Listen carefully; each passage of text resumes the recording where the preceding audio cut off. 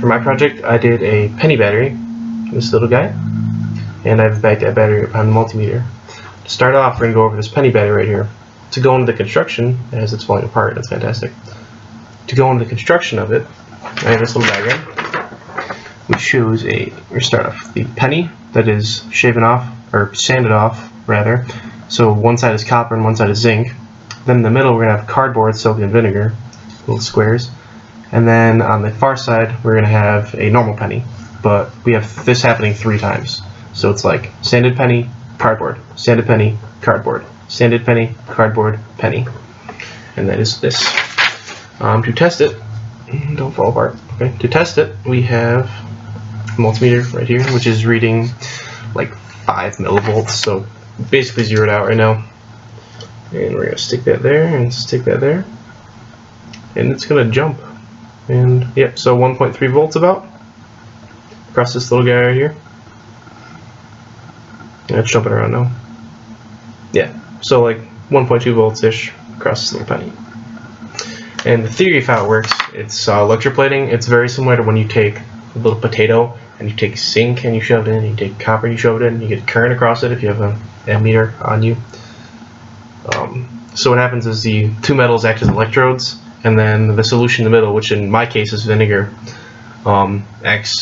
lets current flow through because there's ions created when the 2 metals are in the solution together, and those ions will go from one metal to the other, and the ions have a net charge on them, which would then create current.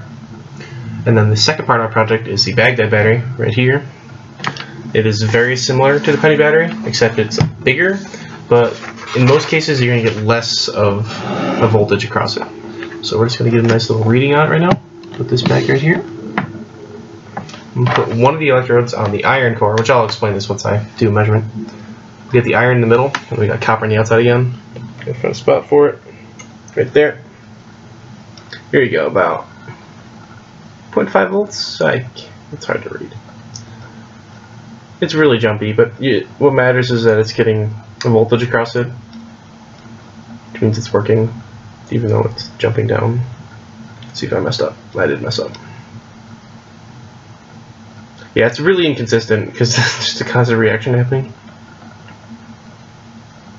But you can tell it's working because when it's off like this, it just settles back down. And then I put it back on, it goes back up, and starts getting jerky. There we go, there you go, solid reading. Okay, 0.4 volts across this guy. And how this guy is constructed is we've got this little lid. It's got a copper right here, little copper plumbing fittings actually.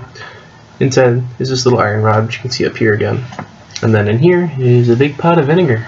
It's hard to show because I don't want to spill it. Yeah. It's pretty messy. So yeah, that is my project. The penny battery, and the Baghdad battery. Thank you. Alright, so we're going to go into the construction of my batteries a little more, and I'll take them apart for you so you see what's happening. Baghdad battery is really simple. You just got, a big copper tubing, whatever, and then this is an iron rod here. You can kind of see, move it around. Sounds pretty simple. And then the penny battery, we'll actually take apart right now. We got this, which is, you can see the pennies on each side. Take the tape off and you can see what's actually happening.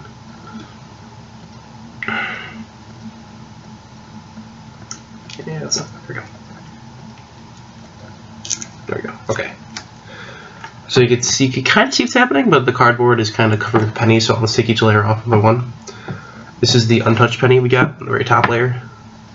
And this is the first piece of cardboard with the penny stuck to it, actually, on the other side. There's the zinc side penny. And then we got another piece of cardboard, followed by another penny, zinc side, copper side, and the very last penny, zinc side, copper side.